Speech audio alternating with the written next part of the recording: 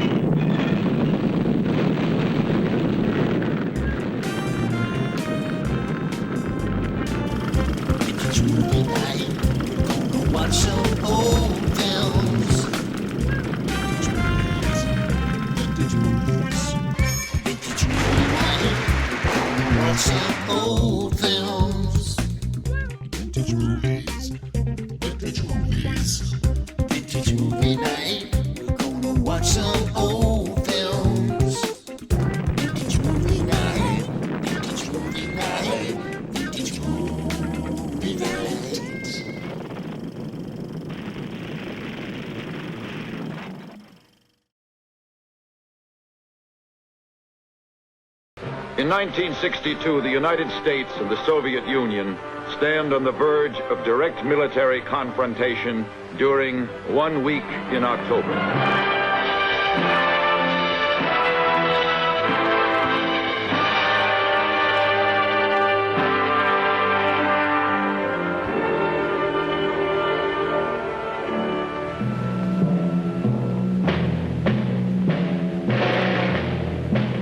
On October 20th, the nation settles down to a weekend of football and tomfoolery.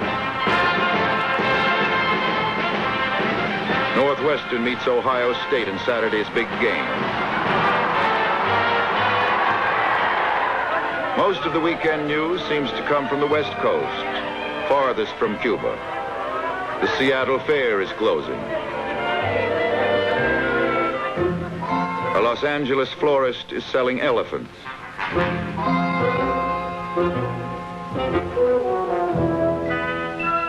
As the weekend starts, in a move partly designed to offset counterintelligence about the redeployment, the president resumes pre-election touring. The day before, the Soviet Foreign Minister Andrei Gromyko had told Mr. Kennedy that Russia had no offensive weapons in Cuba.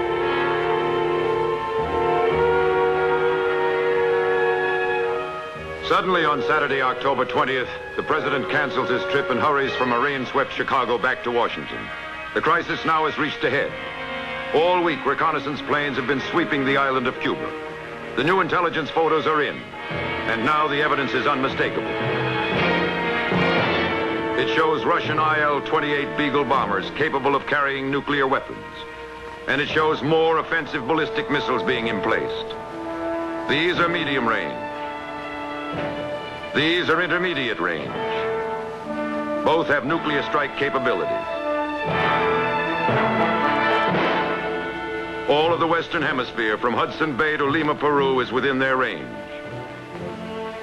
With the facts now before him, President Kennedy continues to meet with his top advisors and prepares to address the nation. Now begins a period of intensive public guessing.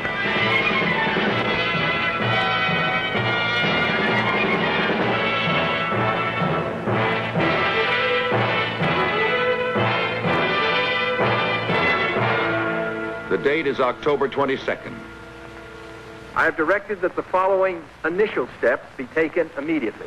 First, to halt this offensive buildup, a strict quarantine on all offensive military equipment under shipment to Cuba is being initiated. All ships of any kind bound for Cuba, from whatever nation or port, where they're found to contain cargoes of offensive weapons, be turned back. I have directed the continued and increased close surveillance of Cuba and its military buildup. Should these offensive military preparations continue, thus increasing the threat to the hemisphere, further action will be justified. I have directed the armed forces to prepare for any eventualities. Third, it shall be the policy of this nation to regard any nuclear missile launched from Cuba against any nation in the Western Hemisphere as an attack by the Soviet Union on the United States, requiring a full retaliatory response upon the Soviet Union.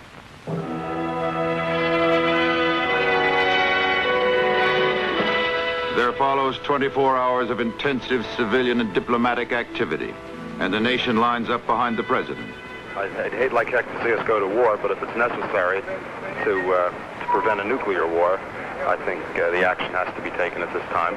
Well, I think it's high time we stopped Russia from having things her own way. We only have a few more months to go on reserves, and I just hope they don't grab me, that's all. I know that some action should be taken, but he's going to have to tread very lightly, short of war. I think it's gone beyond the stage of whether or not we support the president or we don't support him, where it's way past that. Suddenly, the idea of civil defense no longer seems either useless or foolish. Suddenly, millions of Americans are asking one question: how can I make my family safe? Suddenly, it seems very important to have adequate supplies in every home.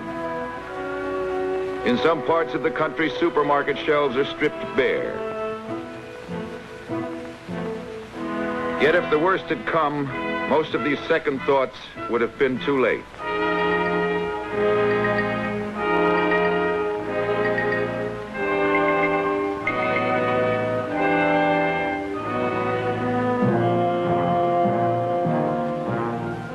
Across the nation, local government authorities and civil defense organizations step up the pace of stocking their community fallout shelters with essential supplies.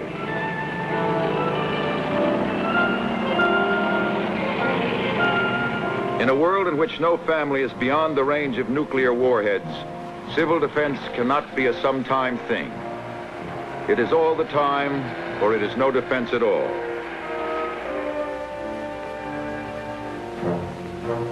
Men and women the world over hang on the news.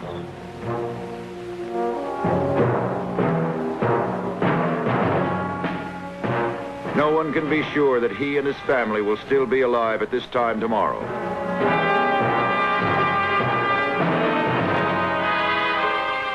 On Sunday morning, a message reaches the White House from Moscow.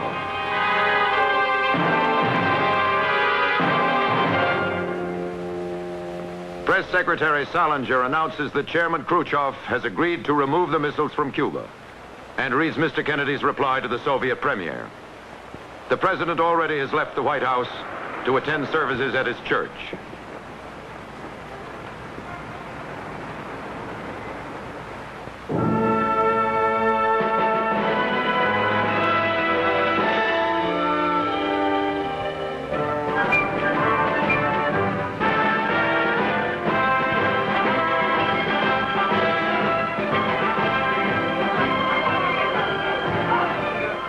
One week in October, perhaps the most frightening week the world has ever known, is over.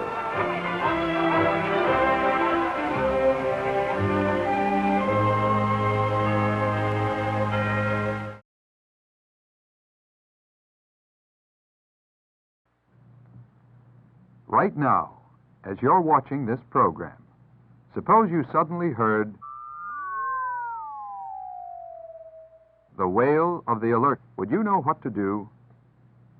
First, keep calm. Panic simply wastes valuable time. Gather all canned goods, blankets, and extra clothing. Don't forget a flashlight, a can opener, portable radio, and extra batteries. Fill all available bottles with water. Take everything to the shelter. If no shelter is available, go to a basement corner without windows. Stay inside your shelter until you're told it's safe to leave.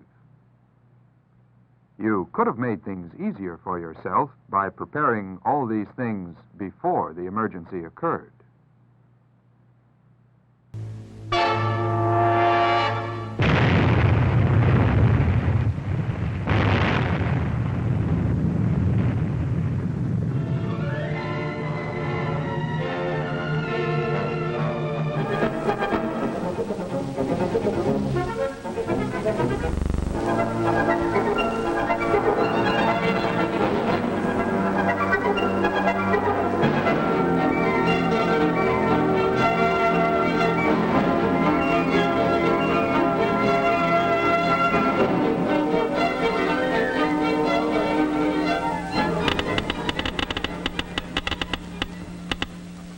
clicking sounds, sounds that reveal the presence of radioactive rays.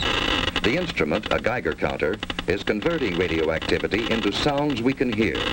This radioactivity is coming from a small piece of radioactive material inside this plastic cylinder. The small amount of radioactivity coming from the cylinder is harmless. The luminous dial on this watch also gives off radioactive rays, which we hear on the Geiger counter. Even when there's no radioactive material near, the Geiger counter continues to click. This is caused by cosmic radiation that continually bombards us from outer space. But we don't get enough cosmic radiation to harm us. Today, atomic scientists produce radioactivity in large amounts. Radioactivity and radioactive materials have many peacetime uses. But we know, too, that they can be used harmfully, as in atomic bombs. The chance of your being hurt by an atomic bomb is slight. But since there is a chance, you must know how to protect yourself. To protect yourself, you have to know what the bomb does. Besides blast, there's radioactivity and heat. Can we protect ourselves from these? These children are protected. Concrete walls help stop radioactivity. Any wall stops the heat. The heat scorches the house, but does not harm the children. Any solid gives some protection. The thicker it is, the better. We have the national defenses to intercept an enemy, and we all form a team to help each other through emergencies. You are on that team. Dum-dum, diddle-dum-dum, diddle-dum-dum, diddle-dum-dum. There was a turtle by the name of Bert, and Bert the turtle was very alert. When danger threatened him, he never got hurt. He knew just what to do. He ducked and cover, ducked and cover. He did what we all must learn to do. You and you and you and you, duck and cover. Be sure and remember what Bert the Turtle just did, friends, because every one of us must remember to do the same thing. That's what this film is all about. Duck and cover. First, you'll have to know what happens when an atomic bomb explodes. You will know when it comes. We hope it never comes, but we must get ready. It looks something like this. There is a bright flash, brighter than the sun, brighter than anything you've ever seen. If you were not ready and did not know what to do, it could hurt you in different ways. It could knock you down hard or throw you against a tree or a wall. It is such a big explosion, it can smash in buildings and knock signboards over and break windows all over town. But if you duck and cover like Bert, you will be much safer.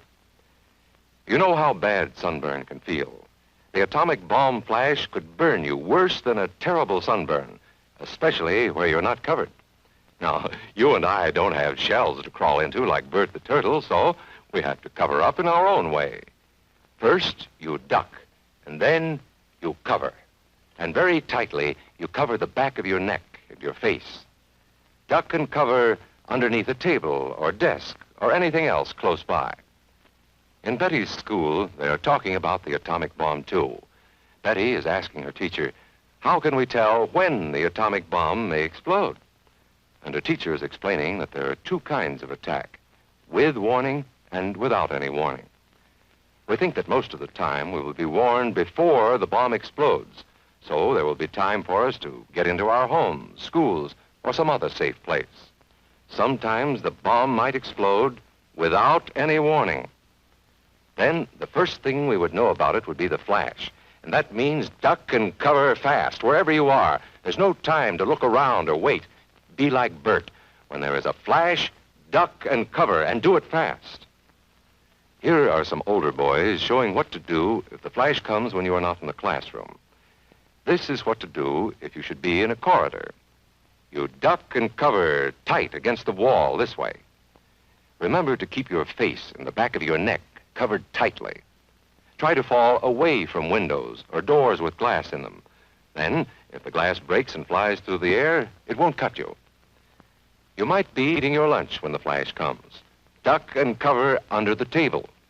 Then, if the explosion makes anything in the room fall down, it can't fall on you. Getting ready means we will all have to be able to take care of ourselves.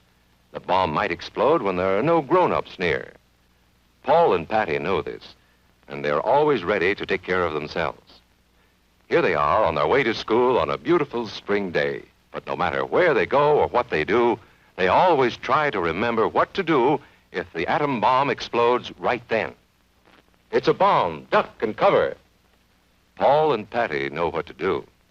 Paul covered the back of his head so that he wouldn't be burned, and Patty covered herself with the coat she was carrying. They knew how to duck and cover. Yes, we must all get ready now, so we know how to save ourselves if the atomic bomb ever explodes near us. If you do not know just what to do, ask your teacher when this film is over. Discuss what you could do in different places if a bomb explodes. Older people will help us as they always do, but there might not be any grown-ups around when the bomb explodes. Then, you're on your own. Remember what to do, friends. Now tell me right out loud. What are you supposed to do when you see the flash? Duck and cover. Duck and cover. Duck and cover.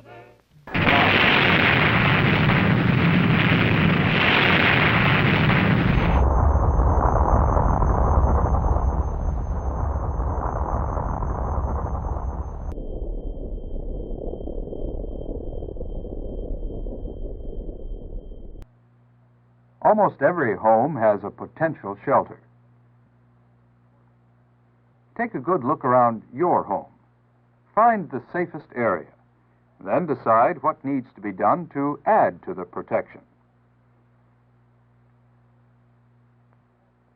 But don't let that enthusiasm carry you away. Have an organized plan. Getting that home shelter built is mighty important to you and your family.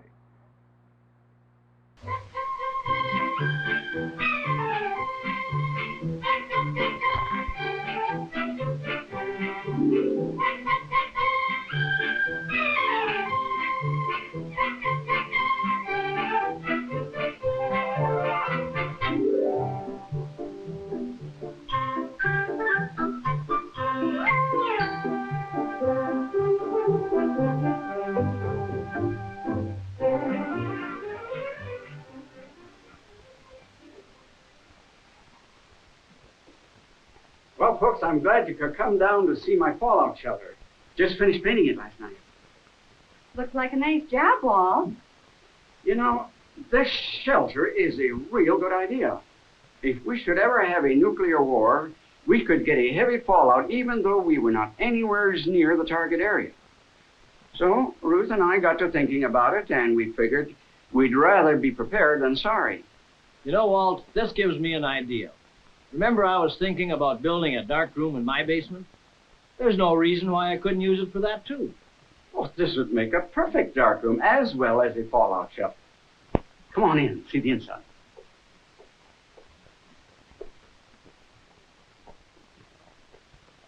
Hey, isn't this nice? Well, Sir Ruth and I certainly can live in here very comfortably for at least 2 weeks. And you know, this room can be put to other uses as well. Yes, Walt. You could use this as an extra bedroom for company. Yeah, and when those grandchildren come, it'd be a great place to put them.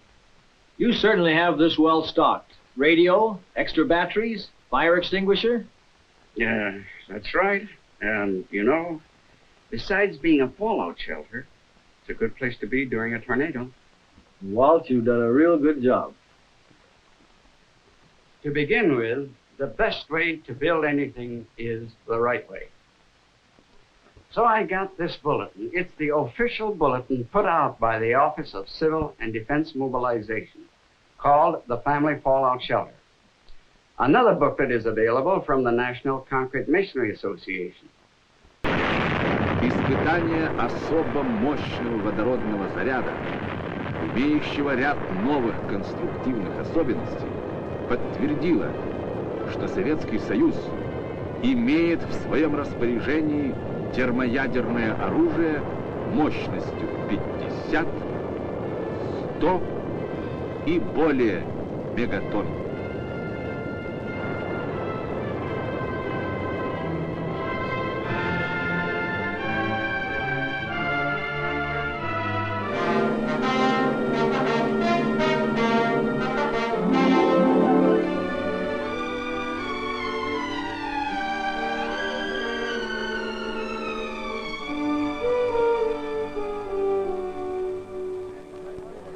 These people are in a public shelter. An enemy attack has just occurred. The first hours of shelter occupation are characterized by confusion, rumors, noise. Small groups gather. They discuss their situation, their new and strange location. This, however, is not the case with all shelter occupants. Some withdraw, freeze, become a member of no group. But there is one common value, one pervading thought: self-preservation, self-protection, self. Social values must return before individuals will function as a group. Luckily, the needs to achieve this are few: organization, leadership, recreation, training, empathy with fellow shelter occupants. But these needs are led by the need for information. The quality of the shelter's information program will have a great effect on the success of the survival effort. Your attention, please. Your attention, please. All right, quiet down, please. Come on, hold it down. Let's listen to this. This is Governor Haynes. This is an official announcement. The nation has sustained a nuclear attack. Luckily, only a few of our cities have been hit, and our citizens are now entering into shelters. If we stay in our shelters, we will survive. Your local authorities will give you reports as they are received. In the meantime, remember, stay in your shelter.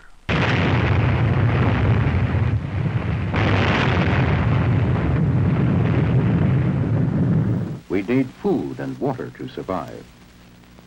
But if fallout settles on your food, the food itself isn't harmed or made radioactive, since radiation only damages living tissue. You simply remove the fallout particles using everyday methods of food preparation.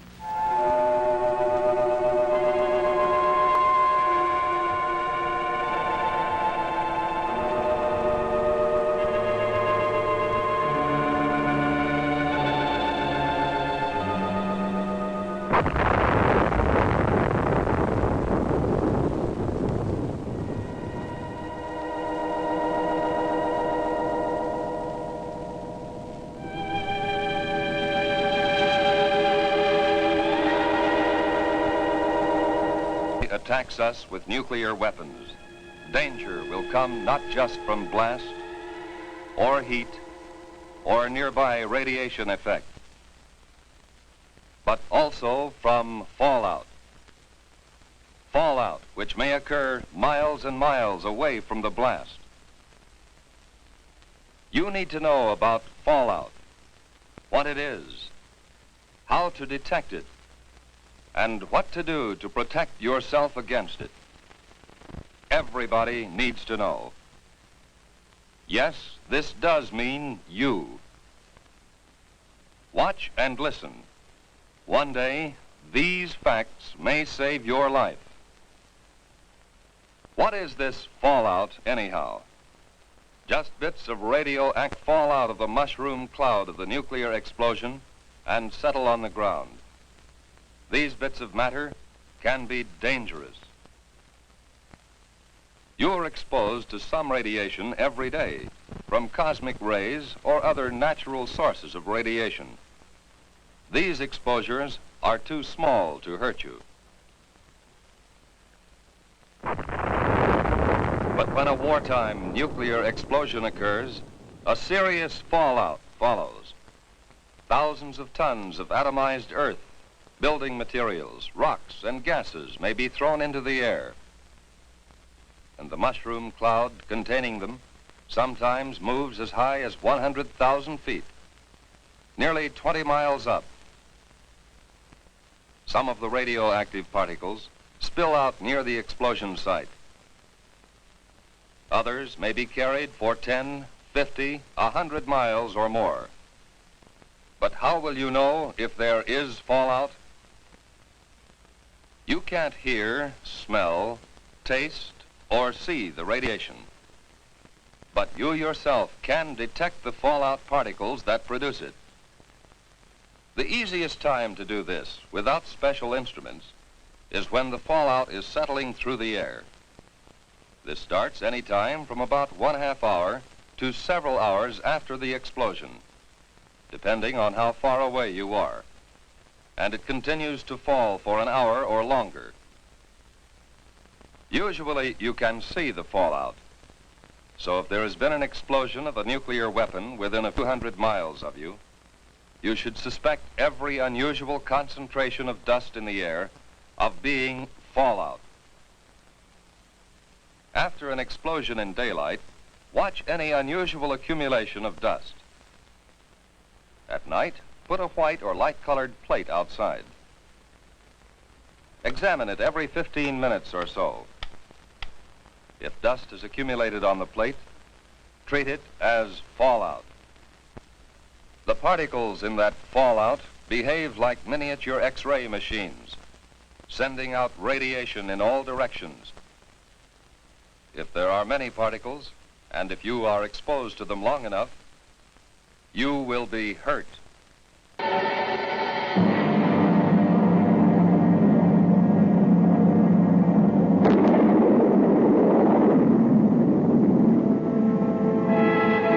With a degree of accuracy 4 times greater than any gun developed before World War II, the 280-millimeter gun has proven its worth. Capable of delivering the atomic shell some 13 miles under any weather condition, day or night, the big gun provides more accurate and damaging support to ground troops than any other gun in the recorded history of warfare.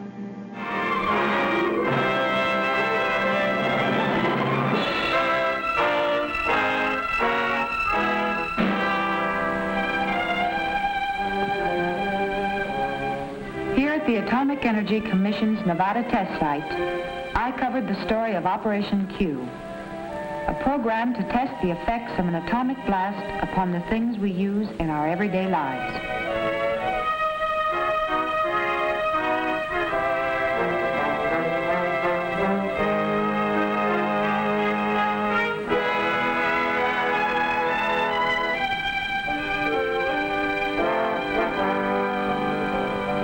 As a reporter, I wanted to see Operation Q through my own eyes and through the eyes of the average citizen.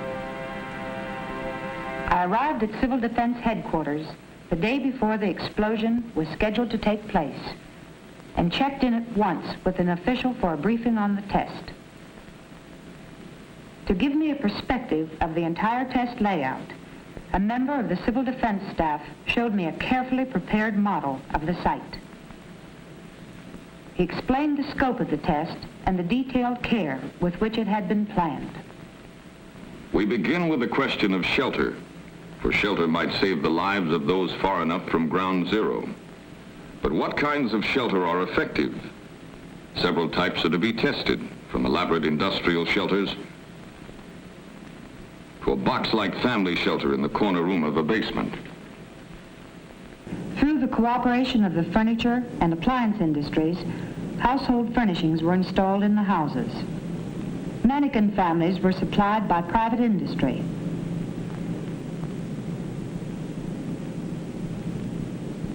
Interior home furnishings, also donated by industry, were complete in every detail.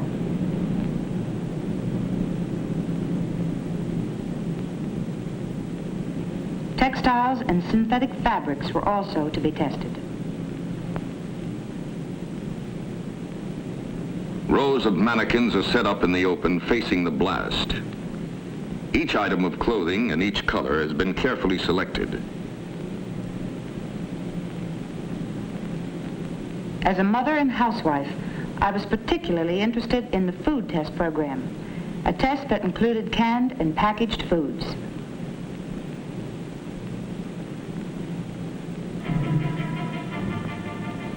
small group of civil defense volunteers were to occupy a trench relatively close to ground zero.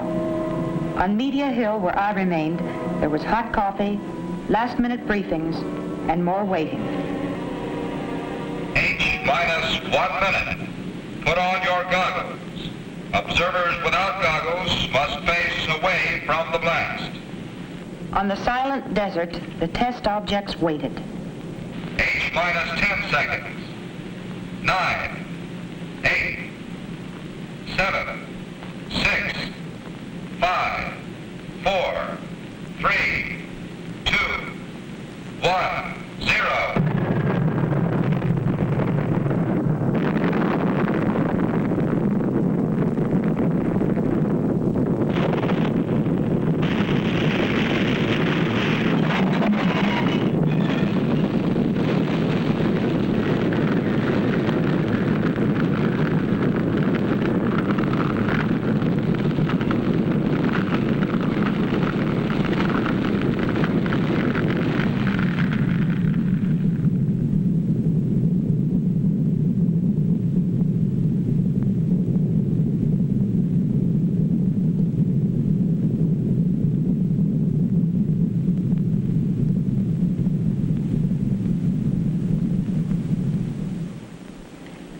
Hours elapsed before we were permitted to view at first hand the results of the explosion.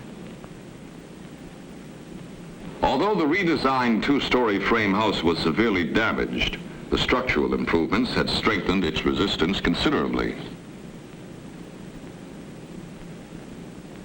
The basement shelter had offered some degree of protection.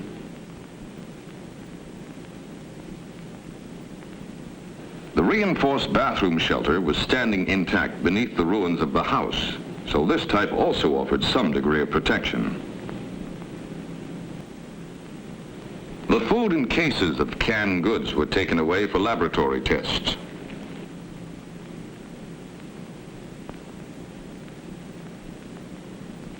A tattoo mark was left beneath the dark pattern of this dress. The blast charred and faded the outer layer of this dark suit. During all this activity, the mass feeding group had been improvising to feed the test observers. These cans could have been salvaged from demolished buildings and used for preparing meat.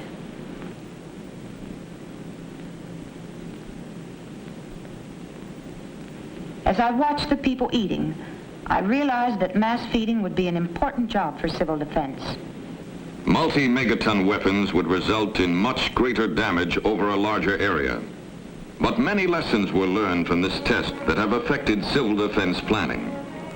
All these factors must be considered as we plan for the survival of our homes, our families, and our nation in the nuclear age.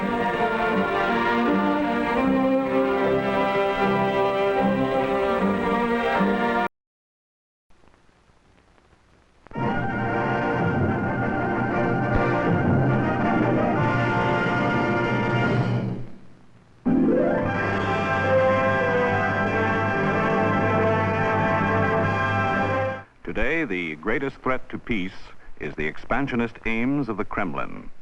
Already, 1 out of 3, 800 million people are prisoners behind the Iron Curtain. Just outside the Soviet orbit, another billion. In Europe, the Near East and the Far East are threatened. Freedom everywhere, our freedom, is in jeopardy. A primary tool of Soviet aggression is propaganda. It was through propaganda that the North Koreans were prepared for their attack on South Korea. Between 1945 and 49, they were saturated with Soviet propaganda. By June of 1950, the North Koreans were sufficiently Sovietized to accept the signal from Moscow to make a fanatical onslaught against their brothers. Soviet reliance on propaganda can also be measured by the money they spend. Right now, the Soviet Union is spending more than $1 billion a year on propaganda. If we add the expenditures of the satellites and Red China, the figure exceeds $3 billion. Expensive lying. The principal target of these lies is the United States. Since 1948, the Soviets have been carrying on a vicious propaganda attack on every phase of U.S. life. Typical of the way they distort the truth are the scenes which we shall see in a moment from a Soviet newsreel prepared for East Germans. Using American film, carefully edited and narrated, the Soviets presented it as the truth about America.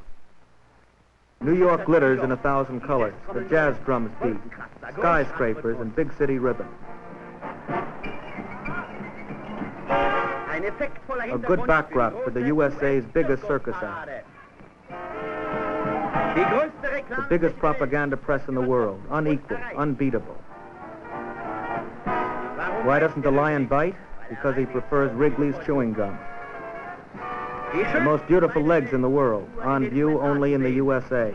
Sensations, sensations. The airplane crashes. The car burns, deep in the heart of Texas. Broadway at night, the greatest sea of lights in the 20th century. Do you know that these demigods, like all the other American film actors, are obliged by contract to let themselves be photographed in all sorts of imaginable poses, half-dressed or without any clothes at all, just like a cheap pin-up girl? The actors do not want to do it, but they are forced to. This is what they call artistic freedom. The Super Review, the most beautiful women, the most beautiful clothes. This is the way Tom, Dick, and Harry see America. And that's how they should see it. For behind the facade, it looks very different. While dogs get manicures in beauty salons, over 2 million Americans are today without work. And according to official statements, the number of unemployed will rise to 4 million by spring. Another 5 million are part-time workers. Working men hungry? Unimportant. What is important is that prices don't fall. So away with the milk and the grain. Millions living in slums? Unimportant. The facade hides everything. Negroes in the limelight, but only as harmless, hand-picked ornaments. Their brothers and sisters rot, beasts of burden without rights in the paradise of freedom. Louder and louder, the voice of the people is heard in America too, the voice of the other America. Today it's still gagged. Today the billy sticks still govern. In the name of Western freedom, terrorism versus progress. In the name of dollar democracy, police versus workers. But how much longer? The facade will fall. In the USA, as everywhere in the world, nothing can stop the people's victory. But they do not stop with these distortions of American life. The Kremlin has accused us, for example, of brutal atrocities in Korea, such as they portray in this lurid poster. Through such anti-American propaganda, the Kremlin is trying to drive a wedge between the United States and the rest of the free world. Their peace offensive, illustrated by this Soviet propaganda poster, is also closely related to this effort to isolate the United States. It illustrates the Soviet claim that they are exerting their full weight for peace against the warmongers of the West.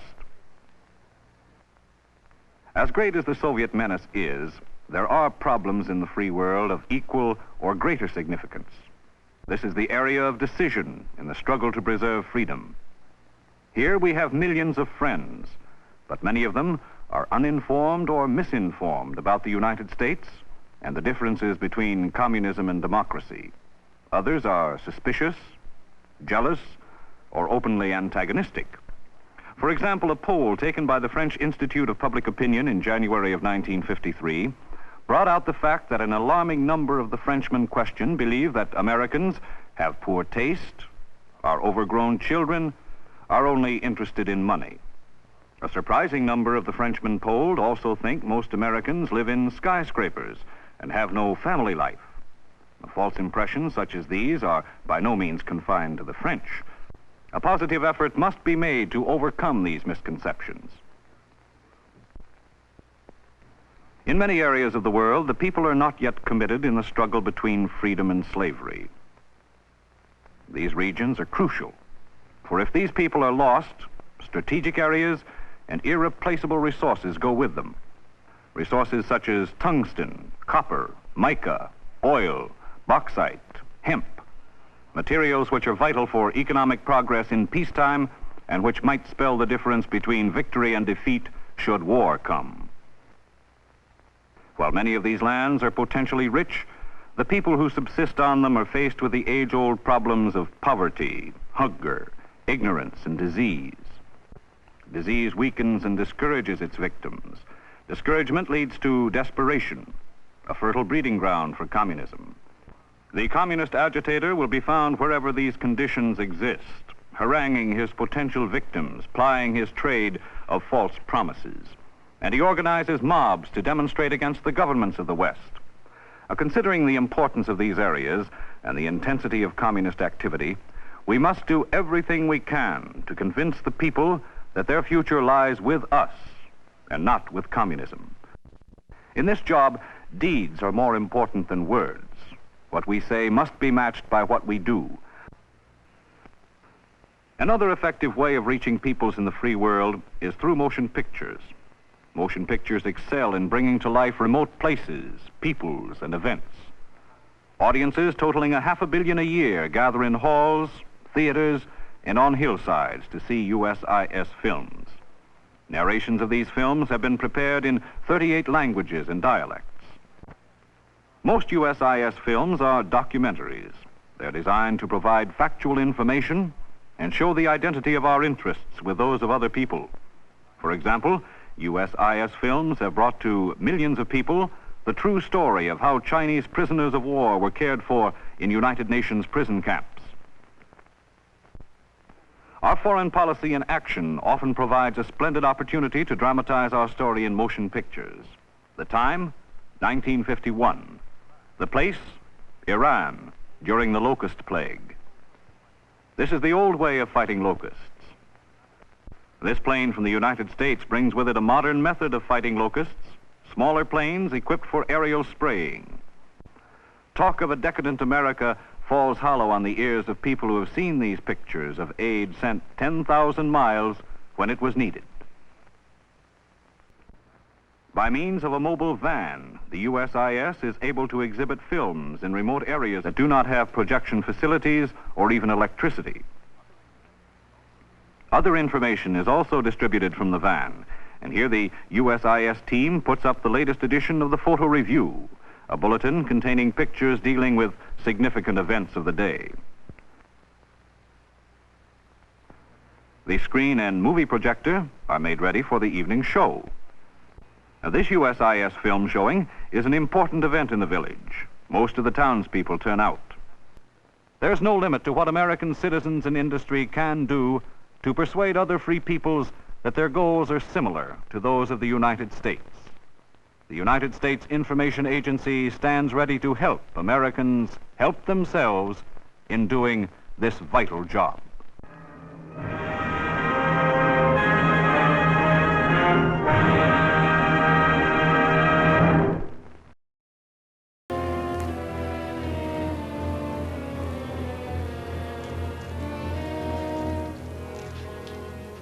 Frightening, isn't it? From all appearances, this community could be in Iowa, California, or Tennessee. It looks like an American town. As American as apple pie and ice cream. As a matter of fact, you can find apple pie here and ice cream too. But appearances are deceptive. This is not an American town. It isn't even in the United States. However, it may be assumed that such a town does exist, shrouded in secrecy and protected by utmost security, deep behind the Iron Curtain. Russia seems to have plenty of barbed wire to enslave its own people, to keep freedom out. You might call this a college town, communist style. As part of a long-range plan to destroy our free way of life, these young communists are studying the economic, political, and religious institutions that are the very heartbeat of America. They're studying you, the way you talk and think. They're becoming acquainted with supermarkets, baseball games, and hot dogs, with all the precious freedoms which Americans so casually enjoy. The courses here in this strangest of all schools: espionage as a science, propaganda as an art, sabotage as a business. This nameless American city, deep in the vastness of the Soviet Union, it stands as a symbol of Russian treachery, of long-range communist conspiracy. This town may appear to be an accurate likeness of a typical American community, but it's a fraud. It isn't free. Now, let's take a look at a genuine American town and a genuine American. I want you to meet Jerry Donovan. He's proud of his country, but prone to take his liberties for granted. Oh, he's aware that someone must assume responsibility for those liberties, for our free way of life. Yet, when there's a job to be done, Jerry, like so many Americans, is apt to ask, why me? Well, the answer to that question affects freedom and you.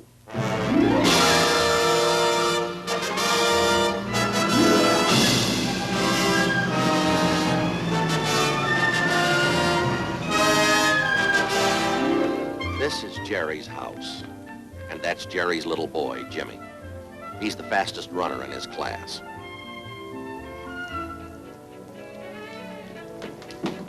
Jimmy! But even champion runners sometimes get bawled out by their coaches.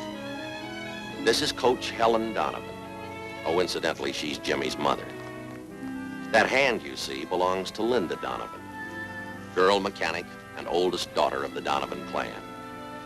This young man who looks like a lovesick St. Bernard is Bill Martin, Linda's boyfriend. This dignified young lady is Sally Donovan, escorting Jerry Donovan as he leaves for work. She has a special interest in Jerry. He's her father. The Donovans, happy, healthy, contented, living in a land they're proud of.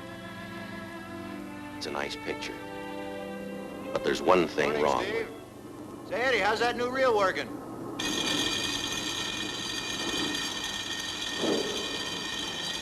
Hi, George. How goes it? Morning, Bertha. What'd you say? Good morning, Bertha. Bertha, that's what I call my lathe. It's sort of a nickname. All right, sweetheart, the vacation is over. Now we go to work.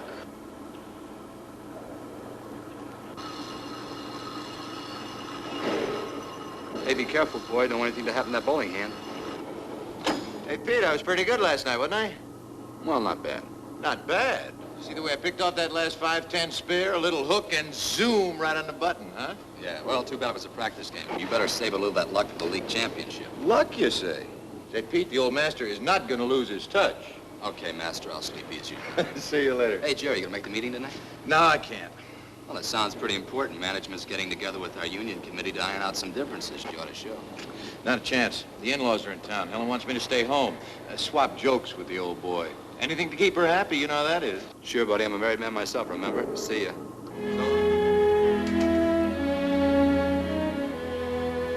Anybody home?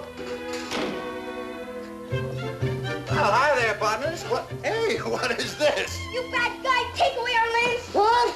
He's on the warpath. You better send for the cavalry. Take him prisoner. Tie him up on hill of red ants. Oh, now, wait a minute. I don't happen to like ants. You sit on ant hill. Now, you got this all wrong. You see, I happen to be a good guy. Sit. Yes, sir. Hey, where are you going? Get him honey. Ants love honey. Oh, now, just All a right, minute. all right, Indian, it's time to wash up. Dinner's almost ready. Ah. Right now. Dessert in the wigwam later. Oh, come on. Well, you saved me from a fate worse than death. Oh? How come we're eating dinner so early tonight? Well, don't you remember you have a union committee meeting tonight? I just want to make sure you could make it. They don't expect me. I told them that your folks were coming here for dinner tonight. Oh, honey, Mom and Dad aren't due in for another week yet. Now you have plenty of time for the meeting, huh? Helen, you don't understand. I knew that your folks weren't going to be here tonight. You knew? Well, then why all the I nonsense? just told that to the fellas to keep from going tonight. Oh. Besides, my favorite TV show is on. You wouldn't want me to miss that, would you? Would you? Well, Jerry, you missed the last meeting. Don't you think you should be there? Honey, nothing ever happens at those meetings.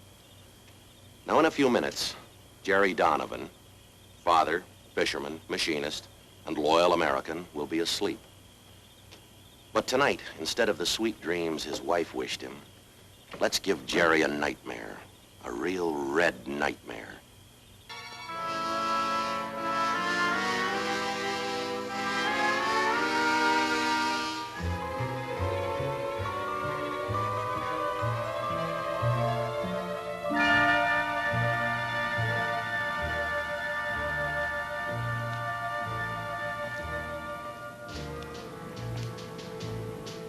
Honey, I overslept. The kids get off to Sunday school all right? Oh, it's a beautiful day. As soon as they get back from Sunday school, why don't we all pile into the car and go over... Hey, what is this?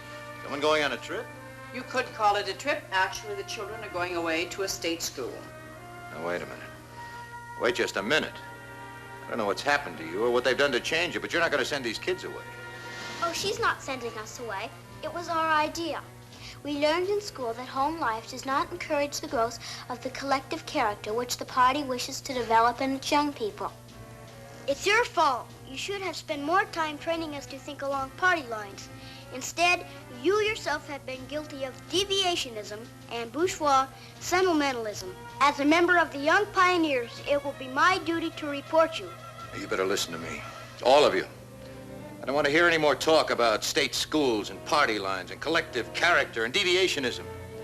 This is going to be a family again, and I know just where to start. You two are going to Sunday school, and you're going right now. Mommy, tell her!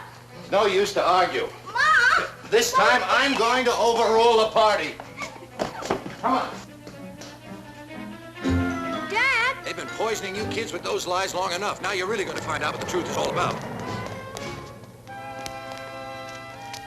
We tried to tell you, Dad, but you wouldn't listen.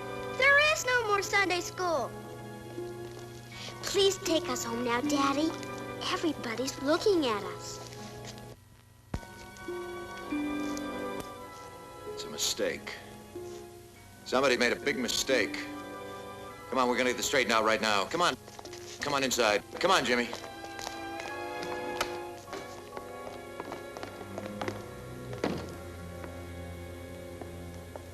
What's happened? What have they done? Keep your voice down, comrade. Otherwise, I shall have to report you.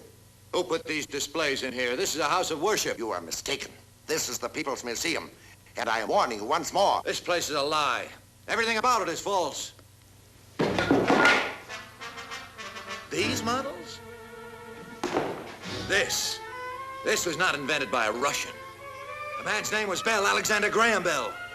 And he was an American. Get that, comrade. Everything on this table is as phony as the town.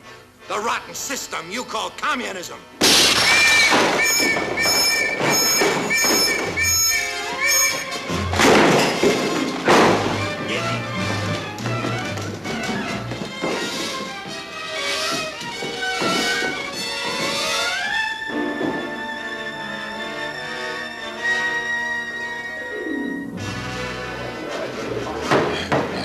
Comrade Donovan, you are accused of the following crimes against the state: subversion, deviationism, and treason. You have been given this opportunity to make a public confession of your treacherous violations.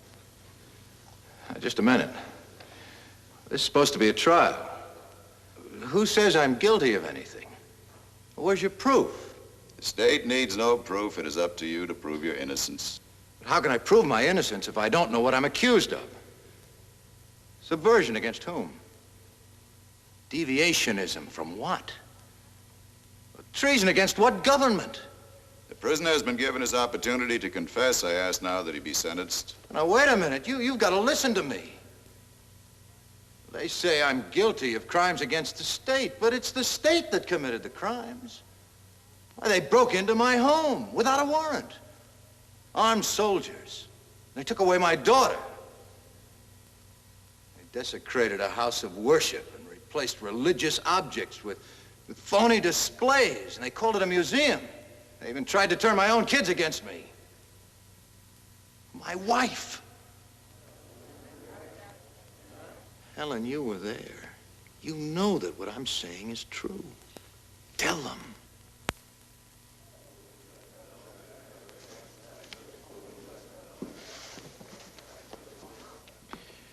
Mrs. Donovan, this document contains your signed statement. It proves that your husband tried to turn your children against the communist state. Is the statement true? Yes. A brainwashed slave is no match for a free man in any kind of a fight. And don't you forget it. You hear me? Don't you ever forget it. Comrade Donovan, you've been convicted of crimes against the supreme communist government. Being an enemy of the state, you must be liquidated. I have been commissioned to carry out your sentence. What, no firing squad? I'm afraid not. However, you are hereby granted one final chance to confess your crimes.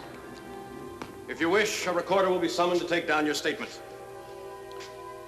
I have a statement to make, all right, but you can deliver it. You just tell your government that someday its own people are going to get wise to it. Someday there's going to be enough holes in that iron curtain that all of your people will be able to escape to freedom. You'll never be able to build a wall strong enough to hold them.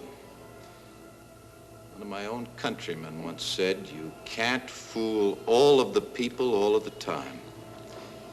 Believe me, you communists can't keep fooling the entire world. You can't even keep fooling your own people. Because the news about communism is getting around. That it's only another word for slavery. Don't worry, Jerry. That bullet will never reach you. Because it's time to bring you back from your red nightmare. What you have seen is not entirely fiction. Greater brutality is taking place right now in countries which have been swallowed up by the communist machine. We know that Jerry is waking. Let's see if his dream has impressed him.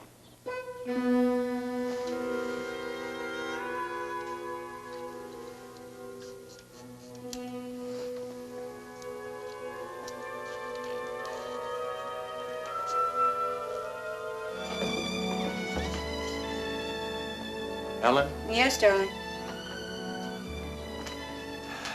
Helen? Honey, the kids polished off the eggs. Would you mind cereal?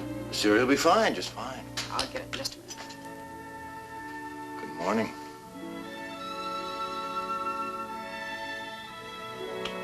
Well, good morning.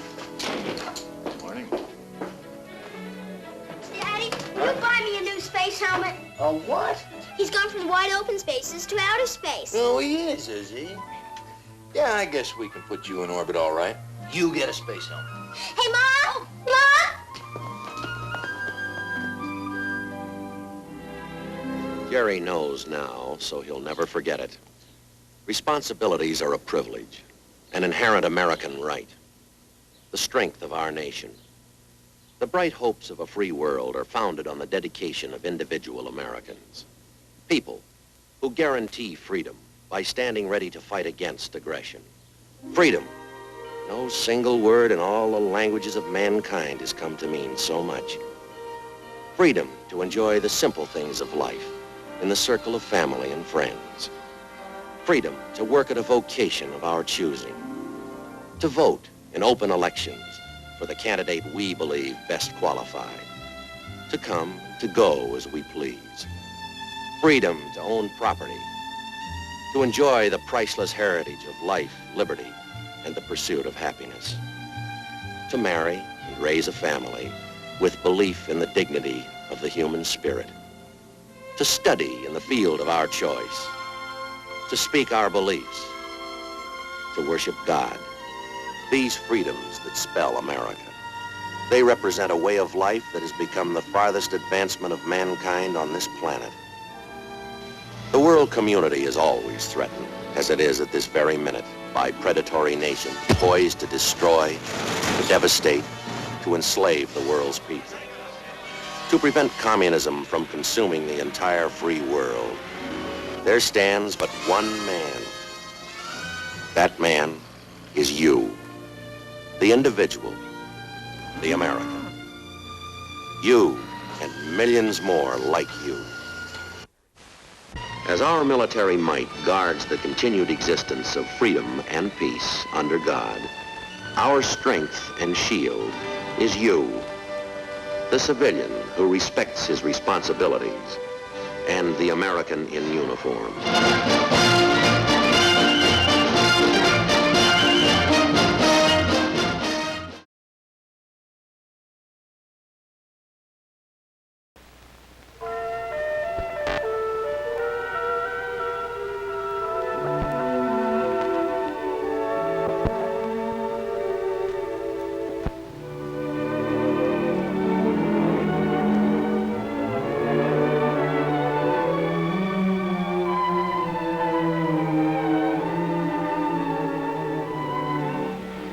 Seems to me a man could be pretty content to spend the rest of his life right in this spot, contemplating nature.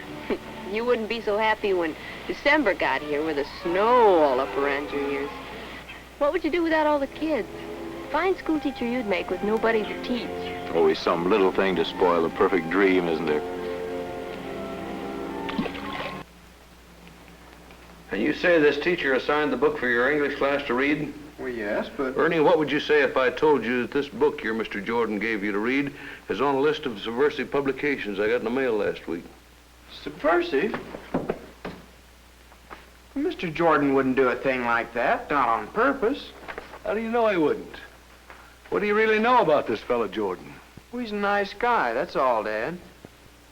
And he's a good teacher. He gets you really interested in what he's teaching. Yeah, I'll bet he does. I'm getting interested in what he's teaching myself. Mighty interested, as a matter of fact. And I believe there are other people in this town that'll be interested, too.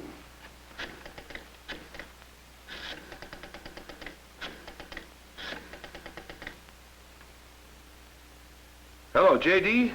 This is Ernest Hughes. What do you know about this Henry Jordan at the high school? You're right, I am mad. Got a book here my son Ernie brought home. Deep Torrent by James Brown. Well, I'll tell you what about it. It's subversive. It's on the list.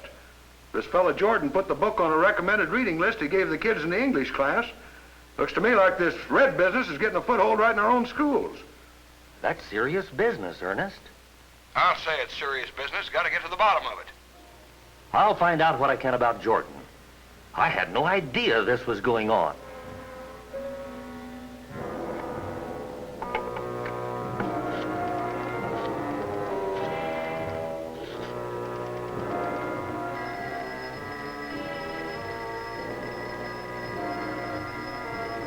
Franklin, J.D. Scott speaking. Ever hear anything about the teacher at the high school, a Henry Jordan, being a communist? Communist? No, don't believe I have. Where'd you get that story? Well, Ernie Hughes called me on the phone a while ago. I thought I'd ought to check with you.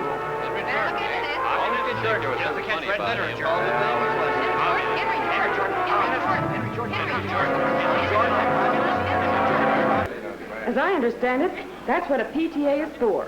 And I see no reason why this subject shouldn't be discussed tonight. We can't shut our eyes to this. Let's get it out in the open. If there's a real danger here, we ought to know about it.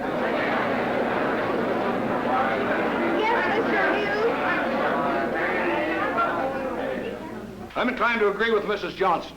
I believe this business should be brought out in the open. Now, I'm not going to pull any punches, but I know there's a real danger, and I'm going to point it out to you. Tonight, there sits in this room, right here among us, a man who's trying to poison the minds of our children. You've read about these people sneaking their way into our schools and even our churches, but if you're like me, you never thought you'd find one right in your own midst. And I, for one, would like to know what Mr. Henry Jordan has to say for himself. Mr. Hughes, are you accusing Henry Jordan of subversion? That's what I said. May I ask, on what grounds? It seems to me that any teacher who makes his classes read subversive literature is obviously a subversive himself. And I know what I'm talking about because my son Ernie brought one of these books home. A book Mr. Henry Jordan assigned for his classes to read.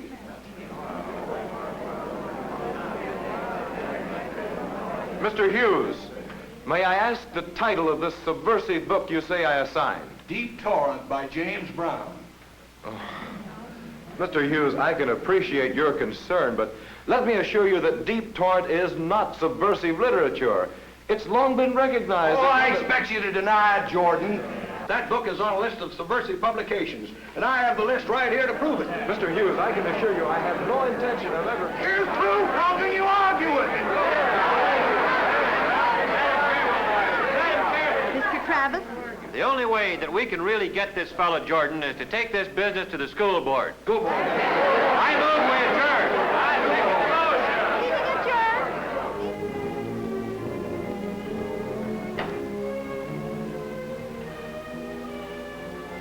motion. Hello, son. Hello.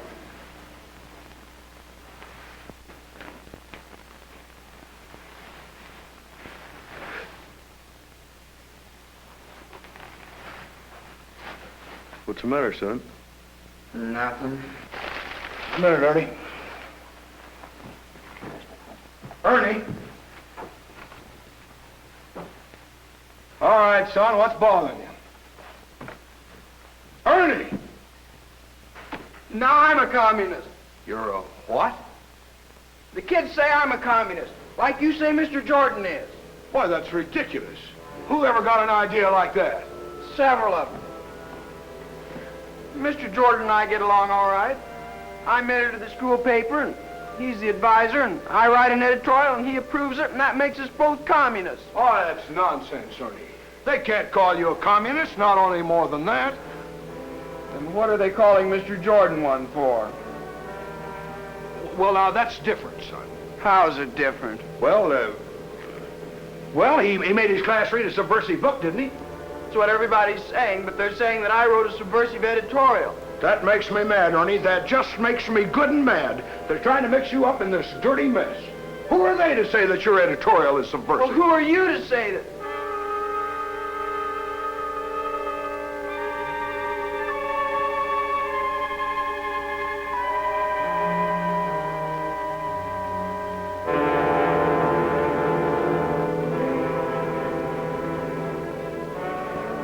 Read the book, Dad? You even read the book?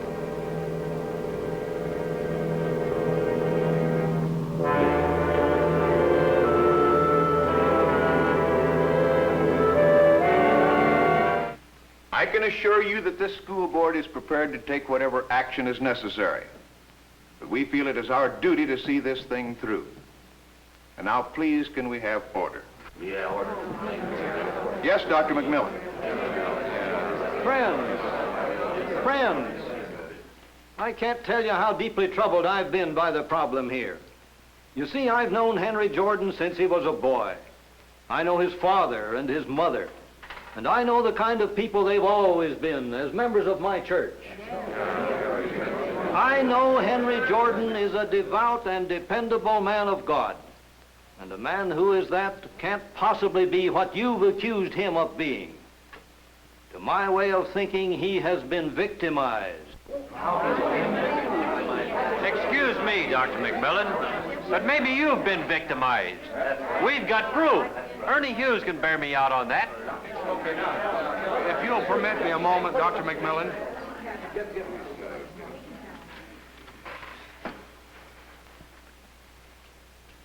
If there's a man here tonight guilty of misdoing, I'm that man. I charged Henry Jordan with subversion. I did it in what I thought was good faith. But I find out now that it was really prompted by ignorance. I've read the book. I've read the book. This Deep Torrent by James Brown. If I'd done it in the first place, I could have saved Mr. Jordan all the hurt I know I've caused him, and all the hurt it's caused even my own son. Deep Torrent was written over 60 years ago and has been in the school library since I was a boy. It's a novel, and as far as I'm concerned, although I don't like the book, it is not subversive. That's the proof, and the only proof we have against Henry Jordan. And I hope that Mr. Jordan and all of you can accept my deepest and most sincere apologies for the mess I've stirred up here.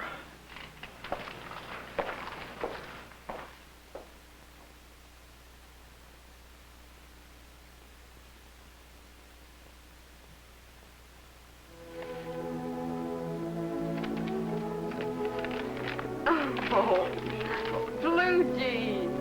Oh, Tommy, you look like a real boy in these. Hey, look here, son. Come on, look at your present. you ever see such a sleepy head? This is a very happy time for you, isn't it, Henry? Certainly a contrast to what it was before. I wonder if you know how we felt.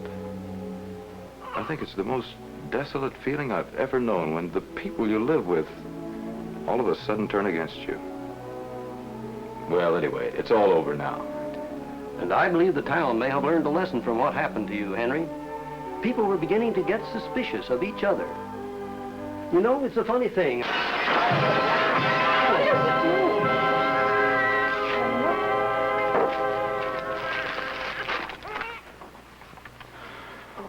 Jordan, you never fooled us. Get out while you can.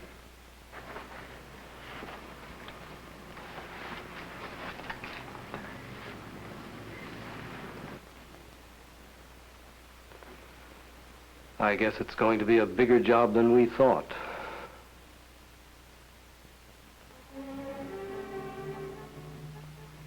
Small incidents magnified, like a stone thrown into the water, until the cause of the disturbance and what it really means is hidden by the rippling of the waves, touching everything, even shores for which were never intended. Who knows what a stone carelessly thrown may bring? Who knows?